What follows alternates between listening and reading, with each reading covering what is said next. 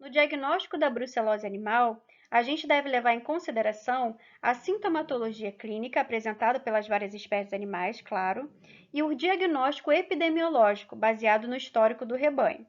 O diagnóstico laboratorial pode ser realizado pela demonstração da presença do agente etiológico, ou seja, o diagnóstico direto, ou pela obtenção de indícios da presença desse agente, que a gente chama de diagnóstico indireto.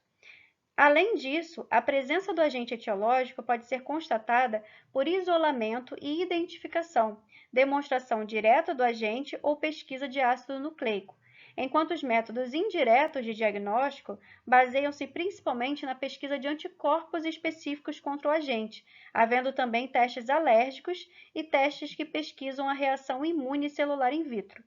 O isolamento bacteriano é demorado e pode não ser obtido quando a quantidade de bactérias presentes no material é pequena. Além disso, em razão do caráter zoonótico da infecção, essa atividade pode resultar em acidentes laboratoriais. Para o diagnóstico direto da brucelose, a gente tem três possibilidades geralmente: o isolamento e identificação do agente etiológico, a pesquisa direta desse agente e a pesquisa de ácido nucleico. Eu vou falar rapidamente sobre cada uma delas. Começando pelo isolamento e identificação do agente etiológico. A brucela pode ser isolada de diversos materiais: feto abortado, aí amostras do feto, como conteúdo estomacal, pulmões e fígado, placenta, mas apresenta o inconveniente de ter muitos contaminantes, exudato uterino, mas deve-se considerar que após algum tempo a brucela não é mais encontrada no útero, reaparecendo por ocasião de uma nova gestação. Leite, mas a gente deve centrifugar o leite e depois homogeneizar a gordura e o sedimento, pois uma grande quantidade de outros micro-organismos já está presente no leite. Testículo, epidídimo, higromas, abscessos de cerneira, no caso de equinos, gânglios linfáticos, que são o material em que a brucela é encontrada com mais frequência, e sangue, mas que é útil apenas para espécies animais que a brucela tem um período de bacteremia mais prolongado. É usado, por exemplo, no diagnóstico de brucelose humana. Para o isolamento, a gente pode semear o material diretamente no meio de cultura ou inoculá-lo antes em um animal de laboratório, sendo o cobaia o animal mais usado para esse propósito. Mas, pessoal, a gente deve sempre considerar o bem-estar dos animais e preferir técnicas in vitro. Não tem a menor necessidade da gente inocular a bactéria em animais de laboratório para que eles fiquem doentes e a gente possa, assim, diagnosticar outros animais, se a gente conta com outras técnicas totalmente in vitro, pelo amor de Deus. Continuando a falar sobre o diagnóstico direto, a pesquisa direta do agente etiológico, embora não seja suficiente para proporcionar um diagnóstico conclusivo, há métodos que possibilitam a observação de brucela nas amostras usadas para cultivo. Um dos métodos de coloração mais aplicados é o de Ziehl-Neelsen modificado. Também é possível usar imunofluorescência ou imunohistoquímica. Para finalizar essa parte do diagnóstico direto, a gente pode falar da pesquisa de ácido nucleico. A pesquisa de ácido nucleico pela técnica de reação em cadeia pela polimerase vem ganhando cada vez mais importância na identificação de brucela, tanto para amostras já isoladas como para a pesquisa da bactéria diretamente em material coletado do animal. Em comparação com o isolamento do agente etiológico, a técnica de PCR apresenta uma série de vantagens, pois é de execução mais rápida, exige menos trabalho manual, pode ser automatizada e não expõe o operador ao risco de infecção. Muitas técnicas de PCR já foram desenvolvidas para o diagnóstico da brucelose. Dependendo da finalidade, uma técnica gênero específica é suficiente, que tende a ser mais simples. Outras circunstâncias exigem a identificação da espécie envolvida ou até mesmo do biovar. Nesses casos, as técnicas costumam ser mais complexas, obviamente, porém vêm sendo rotineiramente utilizadas. Agora, em relação ao diagnóstico indireto, temos várias opções de sorologia, mas antes de entrar nos detalhes de cada técnica, vamos falar de uma forma geral. O recurso mais comumente utilizado para a identificação de animais infectados é o diagnóstico sorológico, por ser mais rápido, simples e menos oneroso. Assim, possibilita o teste de um grande número de animais, como ocorre nos programas de controle e erradicação da infecção. Para fins de diagnóstico sorológico, é fundamental considerar que o gênero Brucella é dividido em dois grupos, como já falamos lá no início na parte de etiologia, as espécies lisas e as espécies rugosas. As bactérias Brucella melitensis, abortus e suis são lisas e apresentam polissacarídeo O como parte do antígeno lipopolissacarídico na superfície celular. Já Brucella ovis e Brucella canis são rugosas e não contêm quantidades detectáveis de polissacarídeo O na superfície celular. Por esse motivo, gente, o diagnóstico de infecção por espécie lisa sempre deve considerar um antígeno preparado com alguma espécie lisa, enquanto aquele por espécie rugosa sempre deve usar uma espécie rugosa como antígeno. Além disso, as espécies lisas são naturalmente aglutinogênicas, ao contrário das rugosas, que requerem outros métodos sorológicos, como a imunodifusão. Considerando que determinantes antigênicos comuns estão presentes em Brucella melitensis, abortus e suis, praticamente todos os testes sorológicos para pesquisa de anticorpos contra essas bactérias utilizam Brucella abortus como antígeno. Já os testes para pesquisa de anticorpos contra Brucella canis ou Brucella ovis podem optar pelo antígeno de qualquer uma dessas duas espécies. Aqui estão concentrados as várias opções de métodos para o diagnóstico sorológico e eu vou falar rapidamente sobre cada um deles. Começando pelos testes de aglutinação. O teste de Sal, que é o teste de soroaglutinação lenta em tubos, foi o primeiro a ser aplicado no diagnóstico sorológico da brucelose e ainda hoje tem uso previsto na legislação brasileira. A SAR, que é o teste de soroaglutinação rápida em placa, foi o principal e, na maioria das vezes, o único teste adotado no Brasil durante muito tempo.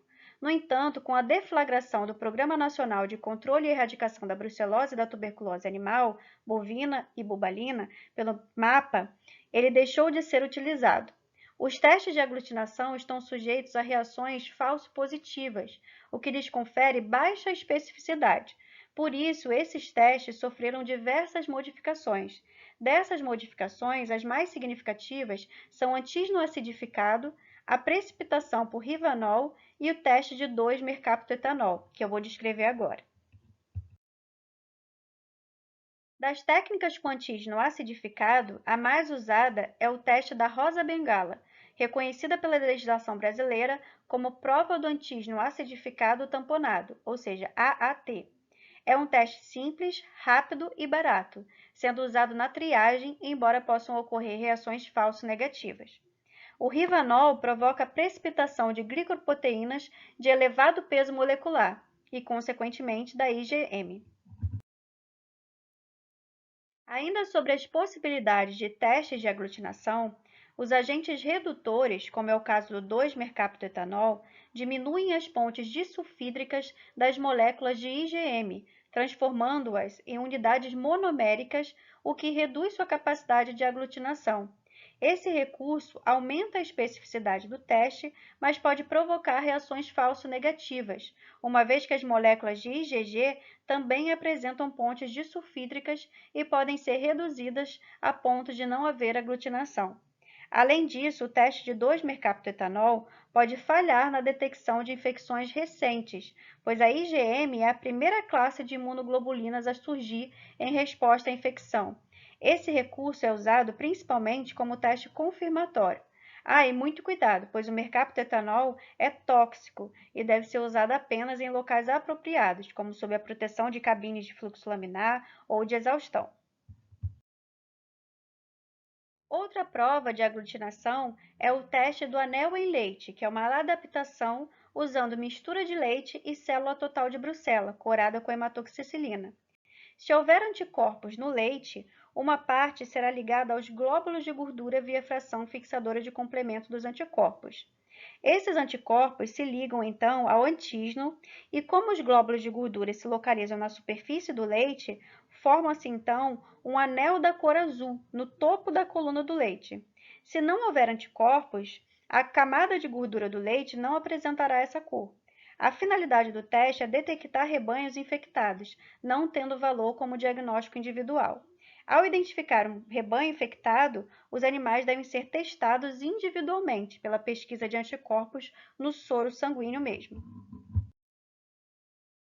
Já sobre os testes de fixação de complemento e de precipitação, no teste de fixação de complemento, trata-se de um teste laborioso envolvendo diversos reagentes, controles e titulações.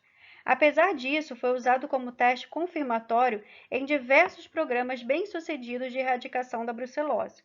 Dos testes sorológicos clássicos, é o que guarda a melhor relação com o isolamento da brucela, sendo recomendado pela Organização Mundial da Saúde Animal, OIE, para o comércio internacional de animais.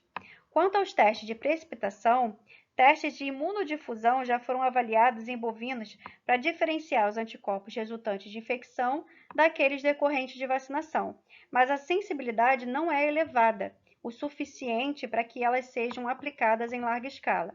Mas o teste de imunodifusão com antígeno lipopolissacarídico de amostras rugosas é adotado rotineiramente no diagnóstico de infecção causada por Brucella canis e Brucella ovis.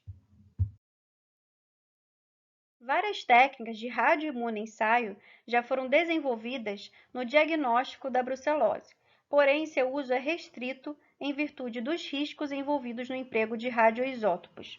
Outra possibilidade são os testes imunoenzimáticos indiretos, que vêm sendo avaliados para o diagnóstico sorológico de brucelose desde os anos 1970, e muitas variações da técnica já foram desenvolvidas. Trata-se de um teste com elevada sensibilidade indicado na triagem.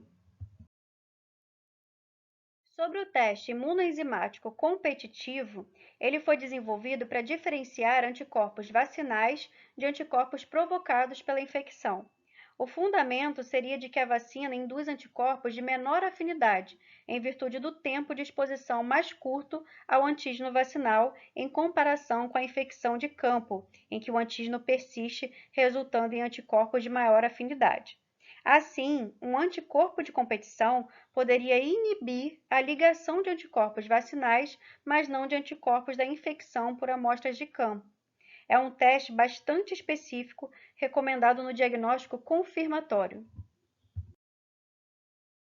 E para finalizar, quanto ao teste de polarização fluorescente, trata-se de um teste rápido que combina elevada especificidade com elevada sensibilidade.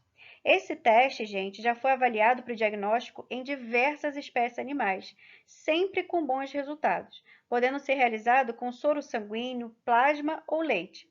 Foram desenvolvidos também estudos que mostram a viabilidade de realização do teste com sangue total, olha que interessante, o que possibilita a execução do diagnóstico imediatamente após a coleta. O teste é rústico, relativamente barato e muito rápido. É preciso, entretanto, considerar que o seu uso no Brasil pode ser limitado pela dependência de equipamentos e reagentes importados.